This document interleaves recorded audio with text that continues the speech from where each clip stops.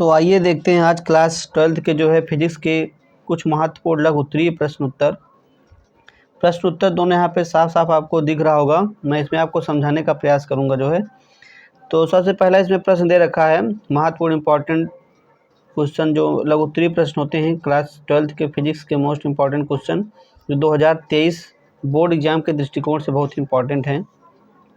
तो पहला क्वेश्चन आपको दिख रहा है, नति अथवा नमन कोण से आप क्या समझते हैं? तो इसका जो उत्तर हो जाएगा सबसे पहले नति कोण। तो ये जो नति कोण है ये क्या चीज़ होता है? किसी स्थान पर पृथ्वी के चुंबकीय क्षेत्र की दिशा क्षैतिज दिशा के साथ जो कोण बनाती है उसे नति अथवा नमन कोण कहते हैं। जैसा कि आपको फिगर में दिख रहा होगा, ये क्या चीज़ दिख रहा है? यच क्या है? क्षैतिज दिशा है, जो कि यहाँ पर थीटा कोण दिखाई दे रहा है, और ये दूरी जो है v दिखाई दे रहा है, और ये चुंबकीय सुई की अक्ष है जो कि बी से दर्शाया गया है। तो नति अथवा नमन कोण की परिभाषा जो कि मोस्ट इंपॉर्टेंट है, यदि किसी स्थान पर पृथ्वी के चुंबकीय क्षेत्र की दिशा क्षैतिज दिशा के साथ जो कोण बनाती है उसे नति कोण अथवा नमन कोण कहते हैं। आइए देख लेते हैं हम अपना दूसरा प्रश्न है आज का। तो दूसरा प्रश्न यहाँ पर दे रहा है, दिक्पात के कोण का अर्थ बताइए। तो ये जो दिक्पात कोण है ये क्या चीज़ होता है? तो दिक्पात का कोण का जो परिभाषा हो जाएगा, यदि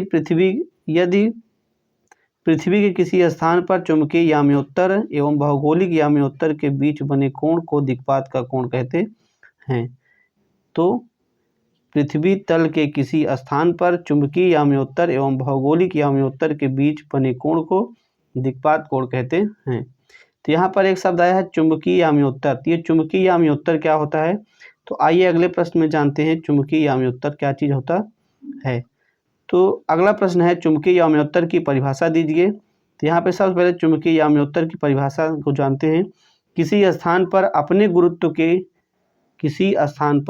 गुरुत्व केंद्र के स्वतंत्रता पूर्वक लटके हुए चुंबक की अक्ष से गुजरने वाला ऊर्ध्वाधर तल चुंबकीय याम्योत्तर कहलाता है। तो ये जो है इम्पॉर्टेंट जो है क्वेश्चन है, ये सब जो है परीक्षा के दृष्टिकोण से आपके लिए। तो आइए जानते हैं अगला प्रश्न जो है। तो यहाँ पे हो जाएगा आपका अगला प्रश्न जो है,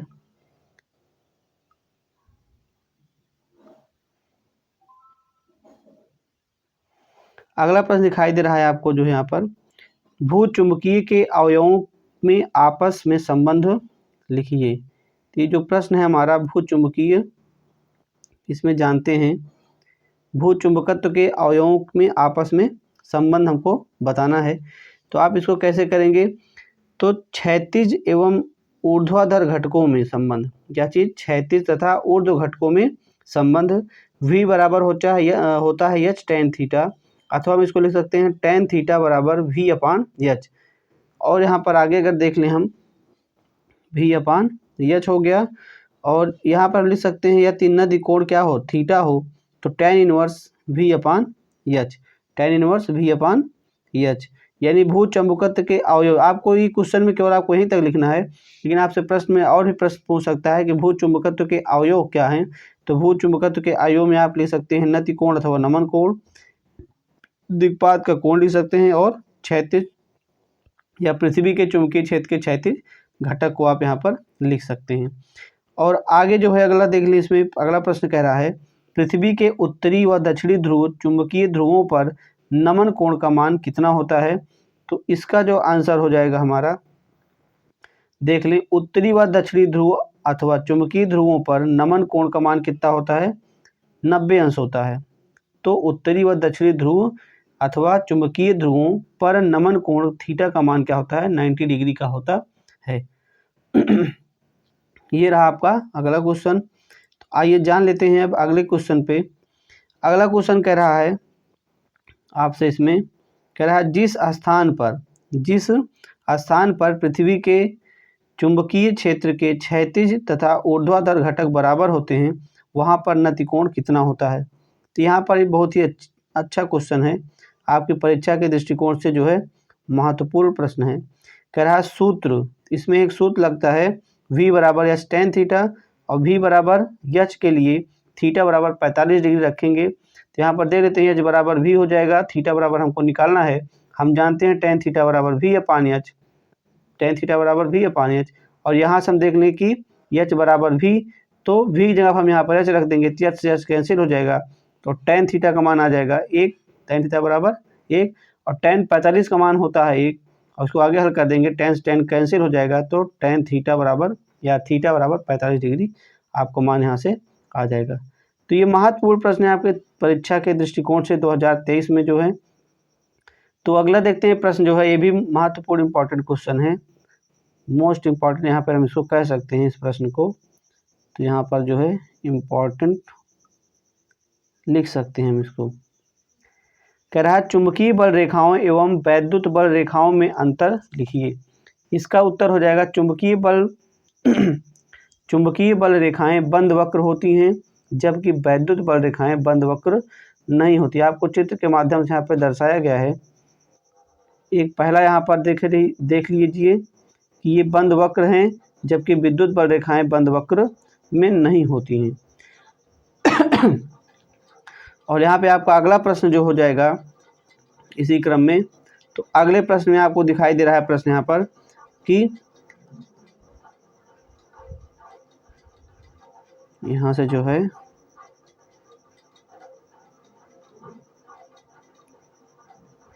अगला प्रश्न है चुंबकीय फ्लक्स, या यहाँ से क्वेश्चन चेंज हो गया। अगले प्रश्न में कह रहा है चुंबकीय बल रेखाओं एवं वैद्युत बल रेखाओं में अंतर स्पष्ट क्रिया लिखिए। तो इसका उत्तर हो जाएगा चुंबकीय बल रेखाएं बंद वक्र की होती हैं, जबकि वैद्युत बल रेखाएं बंद वक्र की नहीं होती हैं। इसी क्रम में अगला प्रश्न है चुंबकत्व का परमाणुीय मॉडल क्या है। क्या कह रहा है चुंबकत्व का परमाणुीय मॉडल क्या है। तो इसका जो उत्तर हो जाएगा, पदार्थ का प्रत्येक परमाणु एक छोटा सा चुंबक है। परमाणु में उपस्थित इलेक्ट्रॉनों के कक्षीय परिक्रमण तथा चक्रण के कारण परमाणु में चुंबकीय आघूर्ण उत्पन्न होता है। चुंबकत्व के परमाणुीय में इलेक्ट्रॉन के कक्षीय परिक्रमण तथा चक्रण को ही पदार्थ में चुंबकत्व का मूल कारण माना गया है तथा इसी आधार पर विभिन्न पदार्थ के चुंबकत्व की व्याख्या की जा सकती है। तो ये भी प्रश्न जो है आप तैयार कर लीजिएगा, आपके परीक्षा के दृष्टिकोण से महत्वपूर्ण प्रश्न है। मैंने इसमें लगभग 22 से 25 क्वेश्चन जो है आपके लिए जो है चुन करके या खोज करके लाया हूँ, और आपको ये क्वेश्चन जो है 2023 की परीक्षा में बोर्ड एग्जाम में देखने को यहाँ से मिलेंगे ज़रूर से ज़रूर। इसलिए आप इन क्वेश्चन को नोट कॉपी में अपने लिखिए, जो है उसको तैयार करिए, और आशा करते हैं कि ये वीडियो आपके लिए बहुत ही पसंद होगा। अगर ये वीडियो आपको अच्छा लगता है और आपको लगता है कि इस वीडियो को देखने के बाद हमें कुछ हेल्प मिल सकता है, तो आप वीडियो को लाइक, सब्सक्राइब, शेयर करना ना भूलें। जो भी 12th में बच्चे हों उनके पास ये वीडियो शेयर कीजिए, ताकि उन तक भी ये वीडियो पहुंच पाए और उनको भी सफलता मिल पाए 2023 में। तो आइए देखते हैं अगला क्वेश्चन इसी क्रम में। चुंबकीय फ्लक्स तथा चुंबकीय फ्लक्स घनत्व का मात्रक लिखने की बात यहाँ पर कह रहा है कि चुंबकीय फ्लक्स तथा चुंबकीय फ्लक्स घनत्व का मात्रक लिखने की बात है यहाँ पर। तो इसका उत्तर देख लेते हैं। एसआई पद्धति में चुंबकीय फ्लक्स का मात्रक वेबर, क्या कह रहा है वेबर, यानी कि इसका जो मात्रक होगा क्या चीज़ होगा, वेबर होगा। तो वेबर यहाँ से एसआई पद्धति में चुंबकीय फ्लक्स का मात्रक वेबर तथा चुंबकीय फ्लक्स घनत्व का मात्रक वेबर प्रति मीटर स्क्वायर अथवा टेस्ला होता है।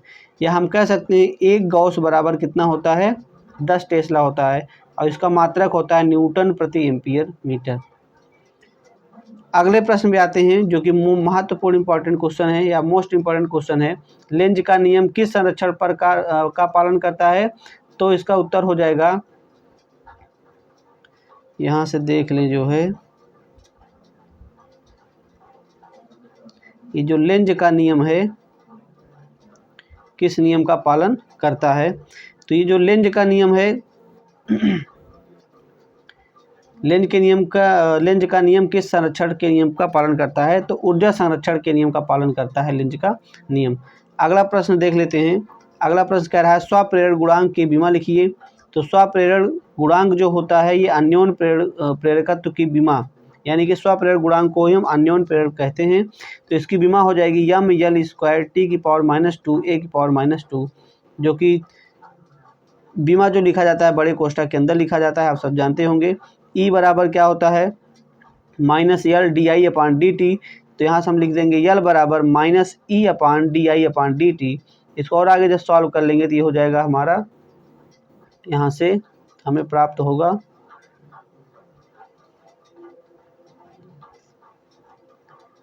यहाँ से जो है हमें प्राप्त क्या हो जाएगा ई गुणे डी टी अपान डी आई। यहाँ से पलट देंगे जब तो डी टी ऊपर चला जाएगा और नीचे क्या आ जाएगा, डी आई हो जाएगा। तो ये रहा इसका जो है फार्मूला।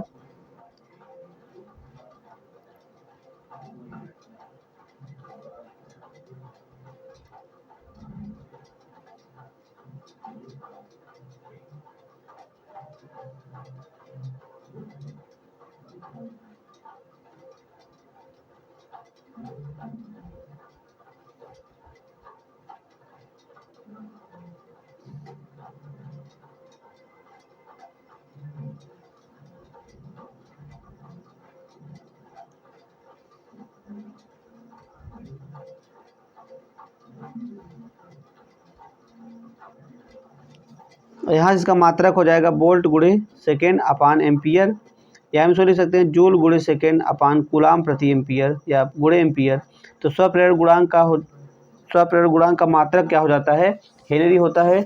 और यहाँ से हम इसको जब निकाल लेंगे तो यम यल की पावर 2 टी की पावर -2 और टी, यानी कि जूल का हो जाएगा बीमा यम यल स्क्वायर टी की पावर -2 और सेकेंड का हो जाता है टी और नीचे कूलाम का हो जाता है ए टी और एम्पियर का होता है ए। इसको सॉल्व कर देंगे तो M L square T square minus A की पावर -2 हो जाता है।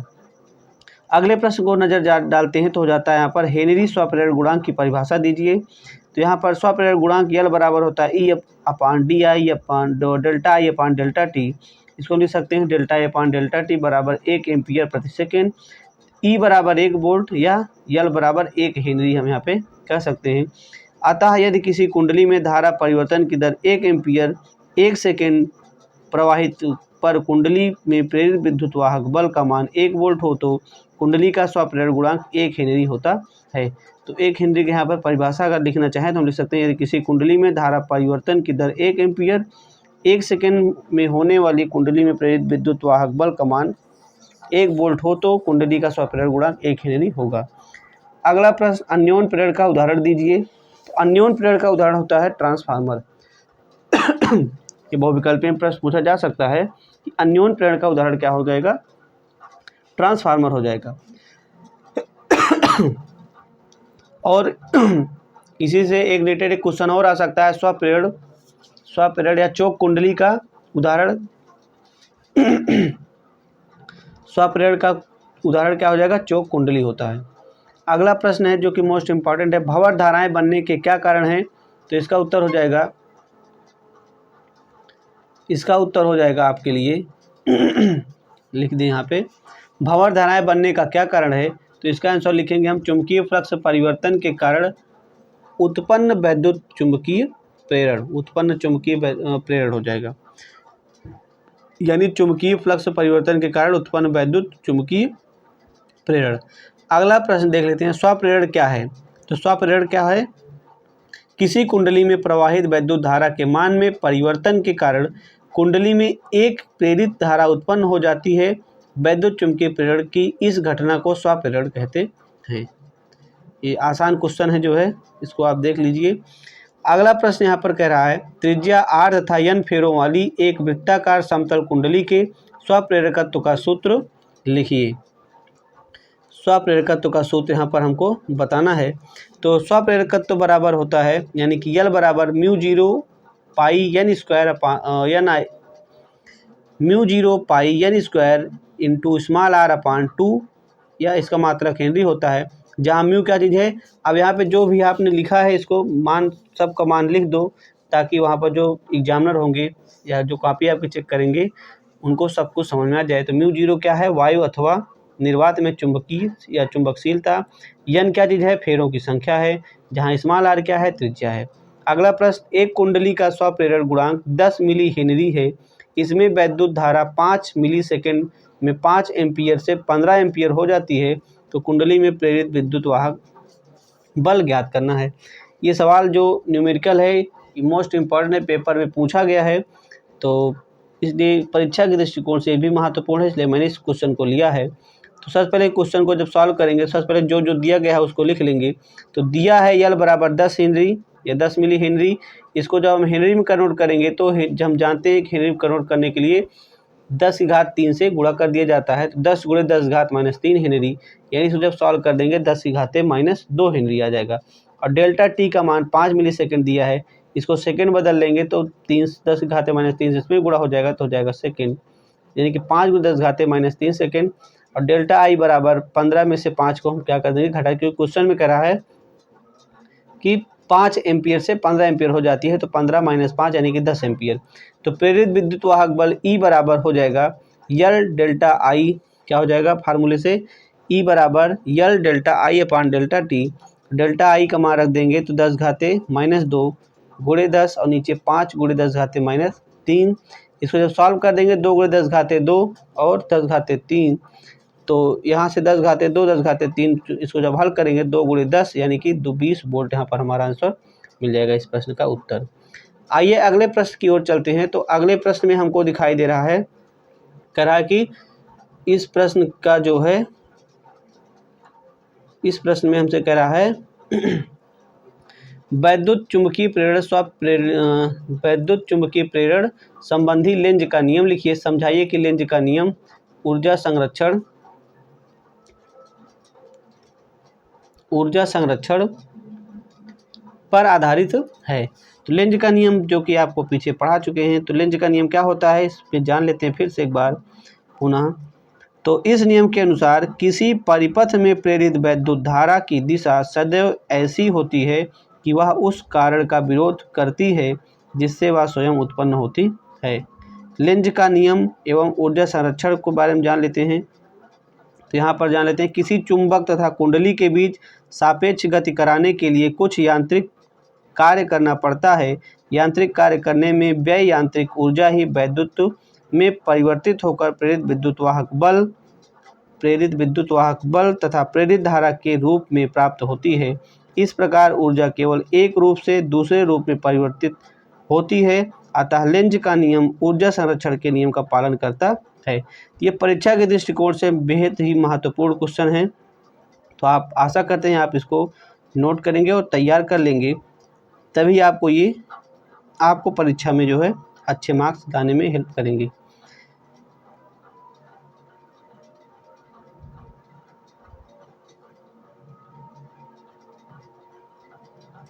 आइए जानते हैं इसी क्रम में अगला प्रश्न। तो अगले प्रश्न में हमसे कह रहा है कि स्वप्रेरण गुणांक, क्या कह रहा है, स्वप्रेरण गुणांक अथवा स्वप्रेरकत्व की परिभाषा व मात्रक लिखिए। तो स्वप्रेरण गुणांक की परिभाषा, किसी कुंडली का स्वप्रेरण गुणांक कुंडली में चुंबकीय फ्लक्स ग्रंथिकाओं की संख्या होता है, जबकि कुंडली में 1 एम्पियर की धारा प्रवाहित हो रही हो तो इसका मात्रक हो जाता है हेनरी हो जाता है।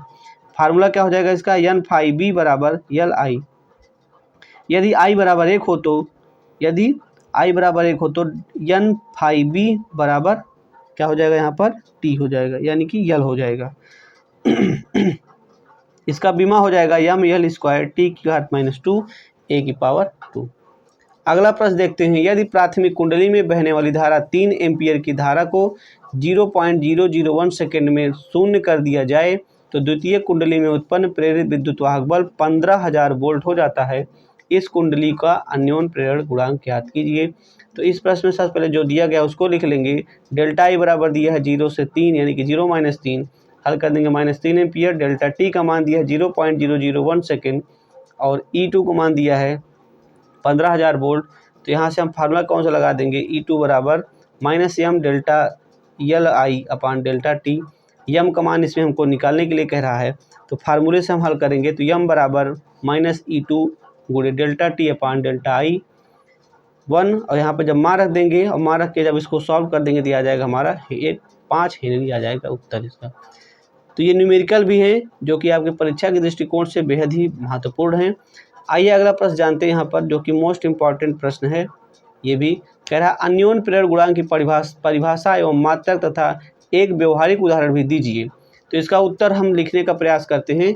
तो 2 कुंडलियों के बीच अन्योन्य प्रेरण गुणांक किसी एक कुंडली में प्रेरित विद्युत वाहक बल, यहाँ पर मैंने स्टार्ट करने में विद्युत वाहक बल को लिख दिया है, विद्युत वाहक बल के संख्यात्मक मान के, क्या कह रहा है, संख्यात्मक मान के बराबर होता है, जबकि दूसरी कुंडली में धारा परिवर्तन की दर एकांक हो तो इसका मात्रक क्या हो जाएगा, हेनरी। और इसका उदाहरण अगर हम लिखना चाहें तो ट्रांसफार्मर अन्योन प्रेरण का उदाहरण है।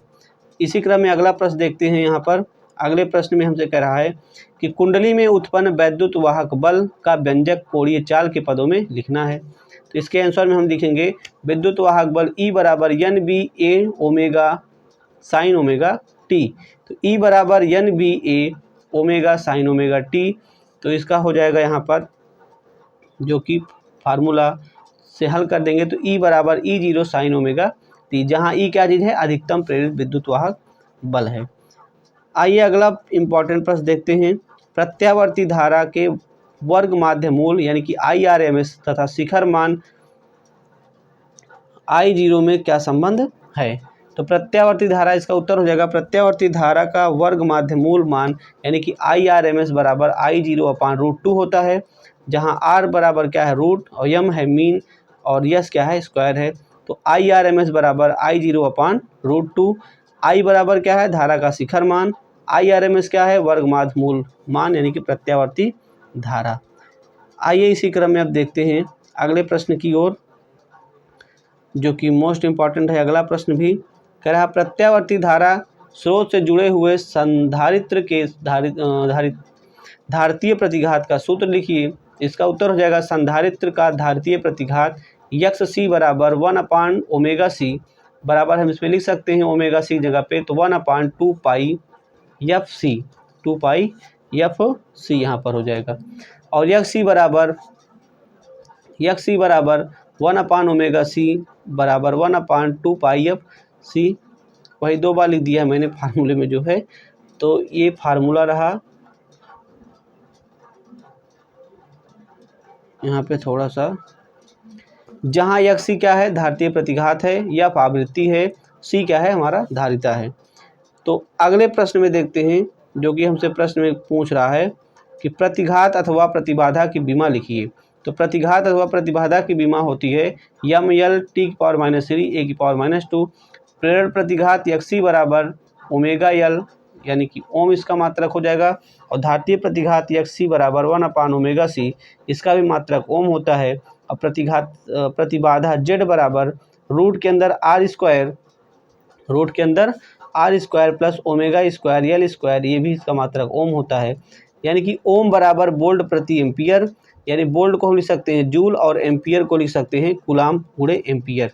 इसका जब हम लिखेंगे यहाँ पर विमा, तो जूल का होता है ML² T⁻², और कूलाम का होता है AT, और एम्पियर का होता है A। सॉल्व कर लेंगे तो हमारा यहाँ पर आ जाएगा ML² T⁻²। आइए आज का यहाँ पे लास्ट प्रश्न है, देखते हैं, और इसके आगे भी अगले वीडियो में और भी प्रश्न लेकर के आएंगे। अभी 2 क्वेश्चन है इसमें। अगला प्रश्न है, एक प्रत्यावर्ती धारा परिपथ में L, C व R श्रेणी क्रम में जुड़े हुए हैं, परिपथ की प्रतिबाधा तथा कला कोण फाई का व्यंजक लिखिए। फाई के किस मान के लिए Z का मान न्यूनतम होता है। तो प्रतिबाधा Z बराबर फार्मूला हम जानते हैं, रूट के अंदर R² प्लस ब्रैकेट के अंदर XL माइनस XC का होल स्क्वायर, और Z बराबर रूट के अंदर R² plus omega L minus 1/ओमेगा C का होल स्क्वायर। तो कला कोण फाई बराबर tan inverse omega L minus 1/ओमेगा C अपान कैपिटल R, जहाँ फाई बराबर 0 के लिए Z का मान क्या होगा, हमेशा न्यूनतम होगा। आज का लास्ट प्रश्न यहाँ पर हम देख लेते हैं, जो कि आखिरी प्रश्न है यहाँ पर इम्पॉर्टेंट। किसी प्रत्यावर्ती धारा परिपथ में औसत शक्ति का व्यंजक लिखिए। मोस्ट इम्पॉर्टेंट है। तो इसका उत्तर हम अब देखेंगे, किसी प्रत्यावर्ती धारा परिपथ में औसत शक्ति का व्यंजक हो जाएगा। तो यहाँ पे फार्मूला होता है,